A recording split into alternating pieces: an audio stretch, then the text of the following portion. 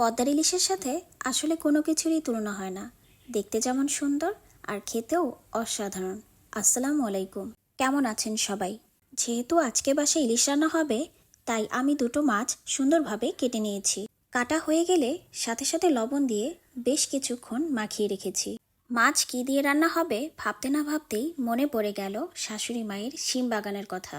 এত সুন্দর শিম হয়েছে যে দেখে লোভ সামলানো যাবে না। আমি মাছ রান্নার জন্য বেশ কিছু শিম ছিঁড়ে নিয়ে এসেছি। আসলে গ্রামে থাকার মজাই আলাদা। যেহেতু বাসায় সবাই আলু পছন্দ করে, তাই শিম আর আলু দিয়ে মাছ রান্না হবে।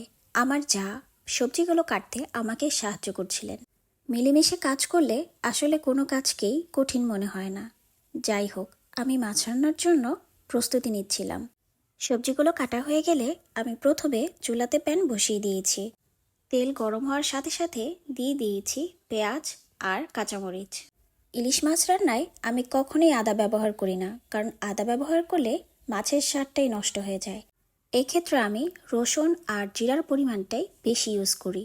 মশলা ভালোভাবে কষানো হয়ে গেলে আমি আগে থেকে কেটে রাখা মাছগুলো এর ভেতর দিয়ে দিয়েছি। অনেকেই কষানো ছাড়াও ইলিশ মাছ রান্না করেন, কিন্তু আমার কাছে মনে হয় কষানো ইলিশ মাছটা বেশি মজা লাগে। কষানো হয়ে গেলে আমি মাছগুলো উঠিয়ে সবজিগুলো এর ভেতর দিয়ে দিয়েছি। এরপর সামান্য পরিমাণ লবণ অ্যাড করে কিছুক্ষণ নাড়াচাড়া দিয়ে পরিমাণ মতো পানি দিয়ে দিয়েছি। ভালোভাবে বলক চলে আসলে আগে থেকে কষানো মাছগুলো সবজির ভেতর দিয়ে দিয়েছি। রান্না যখন শেষ পর্যায়ে চলে আসবে তখন দিয়ে দিব টমেটো আর ধনিয়া পাতা। কার কার শিম দিয়ে ইলিশ মাছ খেতে ভালো লাগে অবশ্যই কমেন্ট করে জানাবেন। ধন্যবাদ সবাইকে।